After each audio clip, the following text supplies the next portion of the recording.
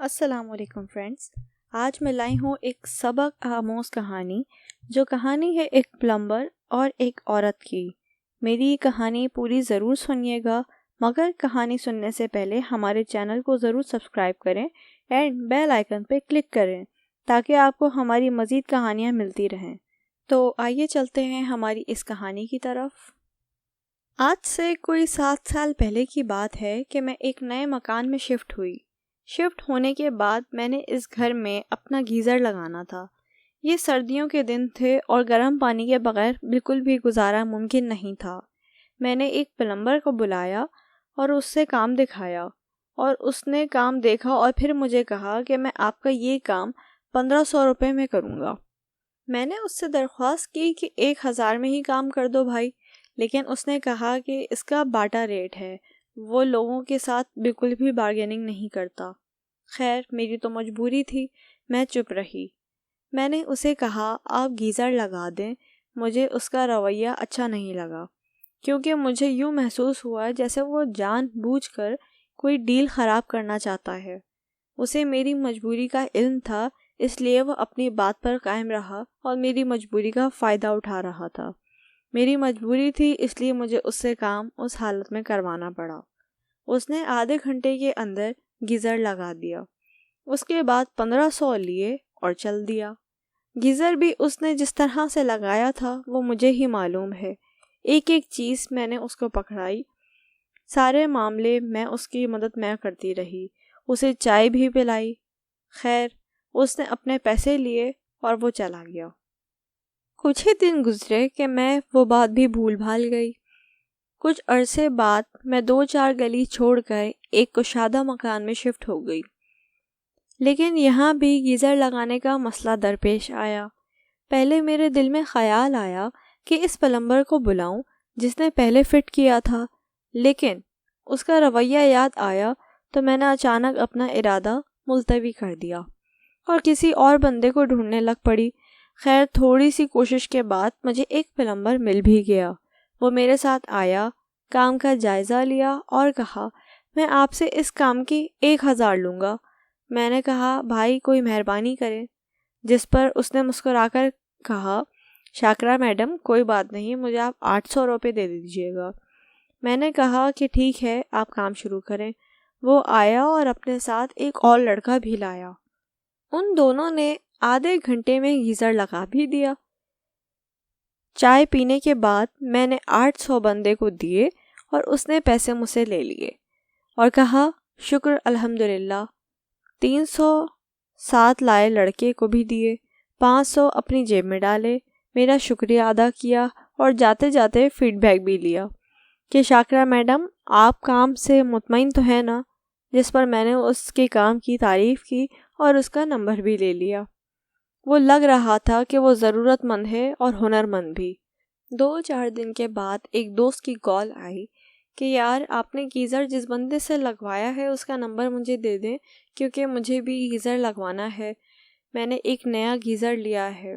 खैर, मैंने फ़ौरन उसे उस बंदे का नंबर डायल किया और उसे अपने दोस्त के घर पहुंचने का कहा। उसने 800 में उसका भी काम कर दिया। उसके बाद उस प्लम्बर को मैंने अपने रेफरेंस से कोई 10 जगह नलों, पाइपों और गीज़र के काम के लिए भेजा। हर जगह उसने अपना ताल्लुक बनाया और लोगों के दिलों में जगह भी बनाई और नए रेफरेंसेस भी ढूंढे। आज इस बंदे की मार्केट में सैनिटरी की सबसे बड़ी दुकान है।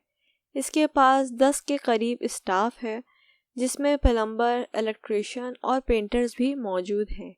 आज भी इसका रवैया वही है, खुश अखलाकी, फीडबैक। जिसके साथ एक बार काम करता है वो बंदा उसे हमेशा याद रखता है, उसके पास आता है और उससे मशवरे भी लेता है, सिर्फ इसके खुश अखलाकी की वजह से। उसकी कामयाबी के पीछे एक ही राज है कि ये जो कुआं खोदता है उसके दोबारा अपने गलत और लालची रवैये से बंद नहीं करता।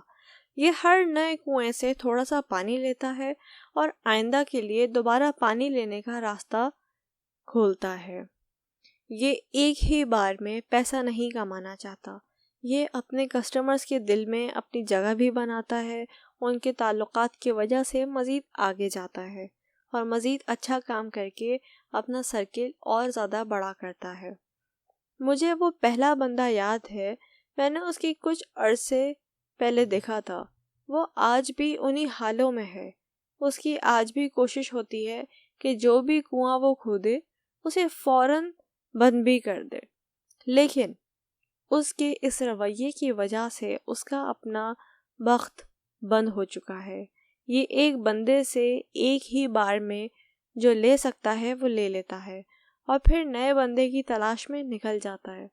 ज़िंदगी इसकी भी चल रही है, लेकिन इसमें तरक्की नहीं है, इज़्ज़त नहीं है, रेफरेंसेस नहीं है, फीडबैक नहीं है, मेहरबानी नहीं है और आगे बढ़ने का जज्बा भी शायद नहीं है। मुझे अंदाज़ा है कि ये बंदा जब अकेला होगा तो यही सोचता होगा कि मेरी किस्मत ही ख़राब है या फिर ये लोग ही ख़राब हैं। इसलिए अगर ज़िंदगी में किसी को भी आगे बढ़ना है तो मेहनत से खोदे कुएं को फ़ौरन अपने लालच और गलत रवैये की वजह से बंद ना करें। लोगों के साथ अच्छा सलूक करें, अपने कस्टमर्स को अच्छा काम दें, उनका एतमाद जीतें, उनसे इज़्ज़त लें, उनको इज़्ज़त दें। अगर पैसे कम भी बच रहे हैं तो कोई बात नहीं, लेकिन अपना ताल्लुक़ बचना चाहिए, आगे के राब्ते की वजह रहनी चाहिए। इस ज़मीन पर लोग बसते हैं और लोग ही लोगों के काम आते हैं। जब आप किसी के साथ अच्छे रवैये से पेश आएंगे तो वो आपको आगे रेफ़र करेंगे और उससे आपको ज़्यादा फ़ायदा होगा।